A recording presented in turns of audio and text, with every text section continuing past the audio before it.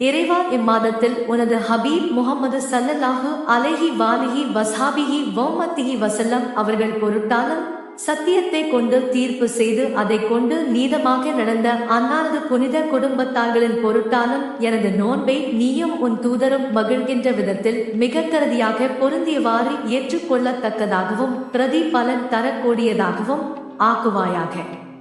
புகழனைத்தும் அகிலத்தோரின் இரட்சகனாகிய அல்லாஹ்வே உனக்கே உரித்தாகட்டுமாக.